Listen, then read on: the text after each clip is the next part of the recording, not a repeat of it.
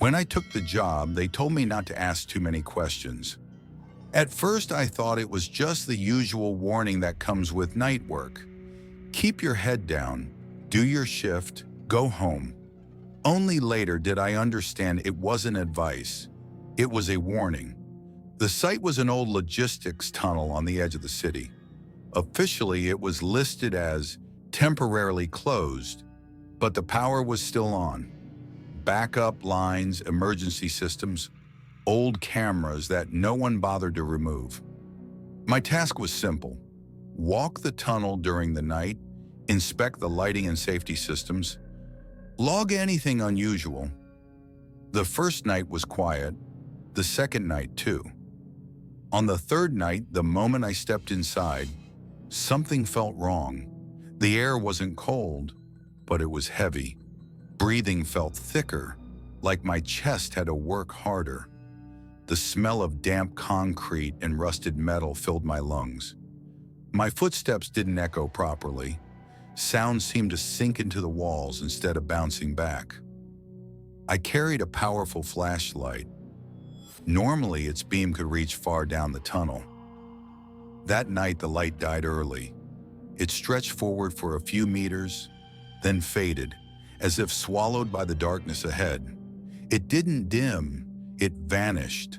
I stopped, turned the flashlight off, turned it back on. No change. That's when the urge to look behind me hit. Not because I heard anything, just a sudden certainty that something was there. I remembered an old saying I'd heard once: if you feel watched in a dark place, don't turn around. If it's real, it already knows you noticed. I kept walking. The numbered lights passed overhead. 9, 10, 11. Each one created a sharp circle of visibility, and then nothing. There was no gradual transition.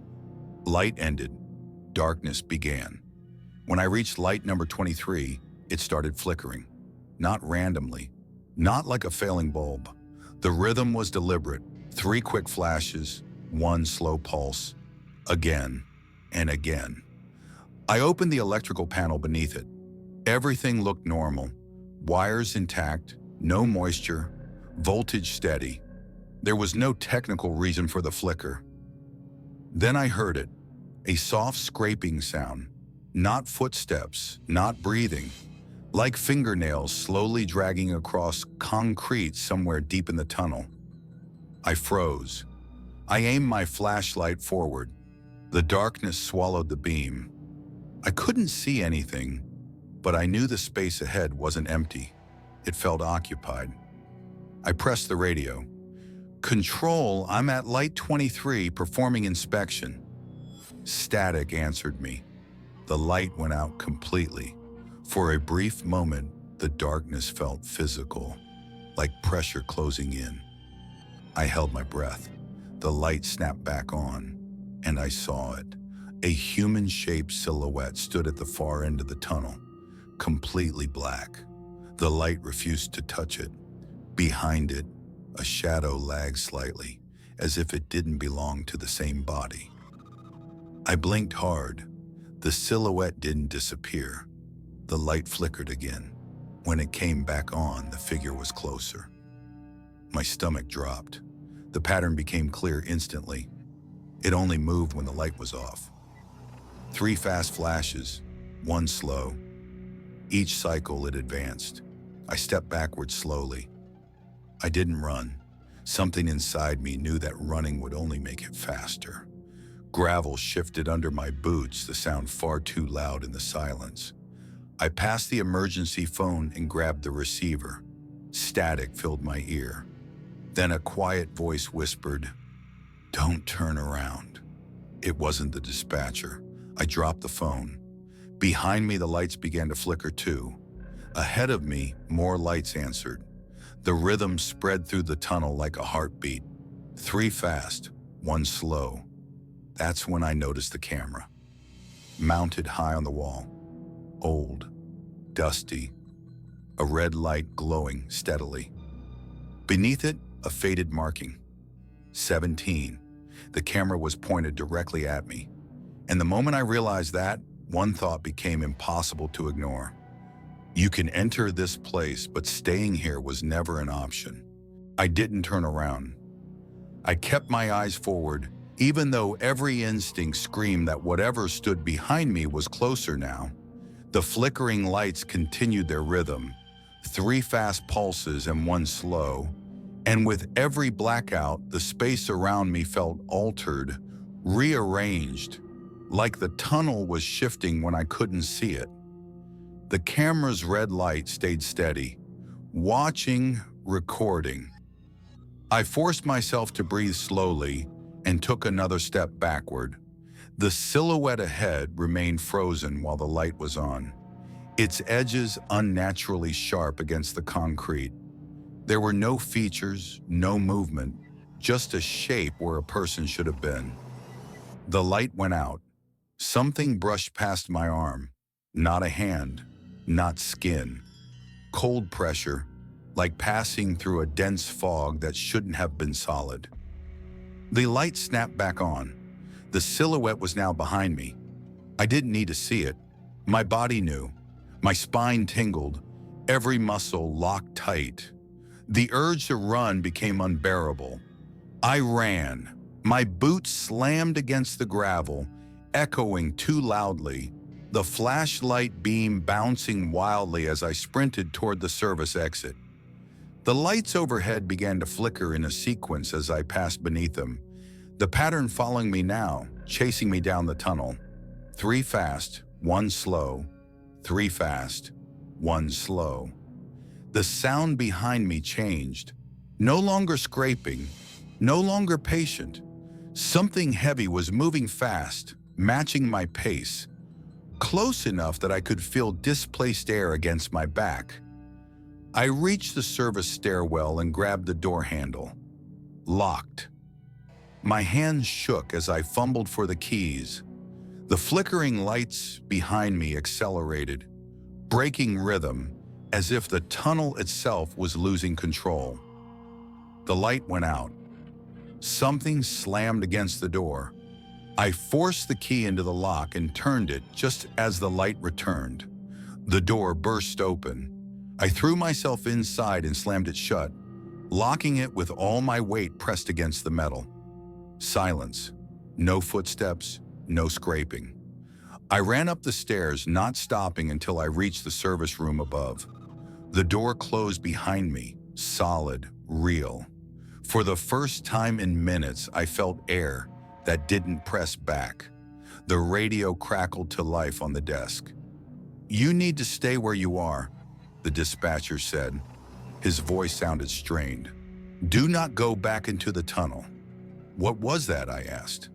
A long pause, then quietly, "It wasn't supposed to activate again."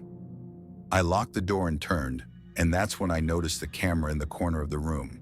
Small, old, red light on, camera 17. My stomach dropped. I opened the camera system on the computer, hands trembling. Most feeds were empty, normal, until I saw it. Cam 20, active. I clicked it. The screen showed the tunnel. It showed me running. The timestamp was wrong. It was several minutes ahead of the current time. I watched myself reach the stairwell door. Struggle with the lock, escape. Then the footage continued. It showed me entering this room, sitting in this chair, opening the camera system, watching myself watch myself. The image folded inward endlessly, a tunnel of screens within screens. Text appeared on the monitor. "The light doesn't protect you. It only tells you where you still exist." Behind me, the camera clicked softly as it adjusted focus. The red light blinked once. Recording. I stepped away from the monitor, careful not to look at my reflection in the dark screen. The service room felt smaller now, as if the walls had shifted while I wasn't paying attention. The red light on camera 17 glowed steadily, pulsing faintly like a living thing. "I didn't sign up for this," I said, my voice sounding thin even to my own ears. The radio crackled again without me touching it. No one ever does, the dispatcher replied. What is it? I asked. What's in that tunnel? Another pause. Longer this time. It's not what's in the tunnel, he said quietly. It's what stays when the tunnel stops being empty. I looked back at the screen despite myself. The feed had changed. Now it showed the service room. It showed me standing near the desk, frozen, staring at the monitor. But something was wrong. On the screen, my reflection was delayed. My breathing didn't match. My head tilted a second after I moved. The version of me on camera felt rehearsed. Behind that version of me, in the corner near camera 20, a darker shape clung to the ceiling. It wasn't fully there, more like a shadow trying to remember how to be solid. It shifted slowly, stretching downward, copying the outline of a human form. I turned around. Nothing. The corner was empty, but the screen still showed it. Stop looking at it, the dispatcher warned. Every time you acknowledge the feed, it sharpens. How do I shut it down? I asked. You don't, he said. You leave. The service room lights flickered. 3 fast flashes, 1 slow. My stomach tightened. That pattern again, I said. Yes, he replied. It's how the system synchronizes. With what? With you. The door handle rattled once. Just once. A testing movement. The sound echoed far too loudly in the small room. My phone vibrated in my pocket. No signal. Another notification. Chem 20. Subject confirmed. I backed away from the door, my heel hitting the overturned chair. The scraping sound made the lights flicker harder. On the monitor, the version of me smiled. It wasn't a full smile, just a slight pull at the corner of the mouth, like something practicing the expression. That's not me, I whispered. No, the dispatcher agreed. That's what the tunnel learned from watching you. The lights went out completely. For a second, I thought I'd gone blind. Then the emergency lighting kicked in, casting the room in a dull red glow. The camera's red indicator burned brighter than everything else. The door unlocked. Slowly, smoothly, without resistance, it opened inward. Beyond it, there were no stairs, only the tunnel. The same damp concrete, the same rails, the same numbered lights stretching into darkness. I'm not going back, I said. You already are, the dispatcher replied softly. This is how it keeps continuity. The radio went dead. I stood frozen, staring at the impossible doorway. The air beyond it felt wrong, heavier than before, like breathing underwater. The silhouette stepped into view under light 23. This time it was clearer. It wore my shape, my posture, my height, even the way my shoulders slumped from exhaustion. But its face was unfinished, like someone had erased the details mid-drawing. The shadow behind it lagged again, struggling to keep up. It raised its head. We don't need you anymore, it said in my voice, but we need the pattern. The lights flickered violently now, breaking rhythm, like the system was destabilizing under strain. I realized then what had happened. The tunnel didn't kill people. It replaced them. It observed. It recorded. It waited until it had enough detail to continue without you. Camera 20 wasn't a security device. It was a memory.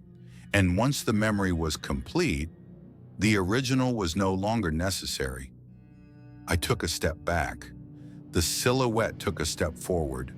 The darkness thickened between us. The light above flickered. And I understood the final rule.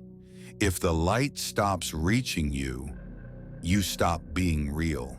I didn't scream. I didn't run. I stood there because some part of me understood that panic was exactly what the tunnel wanted. The silhouette wearing my shape stepped fully into the circle of light beneath the number 23. The light struggled to hold it, flickering, thinning, as if the bulb itself was unsure whether it was allowed to illuminate something that didn't belong to this world. Up close, the thing was wrong in subtle ways. Its proportions were correct, but the details didn't line up. Its breathing was a fraction of a second late. When it shifted its weight, the shadow behind it lagged, like a delayed echo trying to catch up. "You learn fast," it said, still using my voice. "That's why this place noticed you." I tightened my grip on the flashlight. My hands were steady now. Fear had burned itself out and left something colder behind. Understanding. "This place watches," I said. "It copies." The silhouette tilted its head. "It preserves."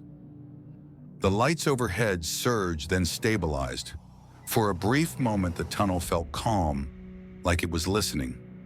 I thought about the pattern, the flickering lights, the camera, the way everything depended on observation, recognition, confirmation. The tunnel didn't exist on its own. It needed to be seen to become real. Camera 17 hadn't been a tool. It had been an anchor. "You can't keep me if I don't give you anything," I said. The silhouette's smile faded. I raised the flashlight and aimed it directly at myself, flooding my body with light. Not at the tunnel, not at the silhouette, at me. The light reached my boots, my legs, my chest, my face. The silhouette recoiled as if burned. "No," it said sharply. "That's not how." I took a step backward, never letting the beam leave my body. The light above shattered with a sharp crack, plunging the tunnel into darkness for a split second. I felt myself thin, like an image losing resolution. Then the flashlight steadied. The light reached me again. I was still real. The silhouette screamed, not in sound, but in pressure, in distortion. The tunnel shook. The numbered lights exploded one by one, glass raining down, sparks dying in midair before they could hit the ground. The camera screamed too, not audibly, but visually. Every monitor in the service room flashed white, then black. Camera 17's red light pulsed wildly, then went dark. The silhouette collapsed inward, folding like a shadow with nothing left to cling to. Its delayed shadow snapped into it, and both were pulled backward into the darkness beyond the lights. The tunnel convulsed. The door behind me reappeared. Real, solid. I turned and ran. This time the tunnel didn't chase me. It didn't need to. I burst into the service room and slammed the door shut, locking it with shaking hands. The lights held steady. The air felt normal. Heavy pressure lifted from my chest. The camera in the corner sparked once, then died. Hours later, the morning crew found me sitting on the floor with my back against the wall, flashlight still on, beam pointed at my chest. I couldn't explain what had happened in a way that made sense. The dispatcher avoided my eyes when they asked questions. They sealed the tunnel that same day. Not closed, not decommissioned. Sealed. Concrete. Steel. No cameras. No power. Camera 17 was never mentioned in the reports. But sometimes late at night, when I turn off the lights in my apartment, I feel that familiar pressure, like something checking whether I still exist. I keep the flashlight beside my bed. Fresh batteries. Always on. Because I learned the truth too late.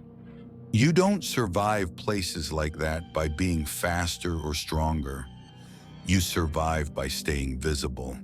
And if the light ever stops reaching you, this place was never for you.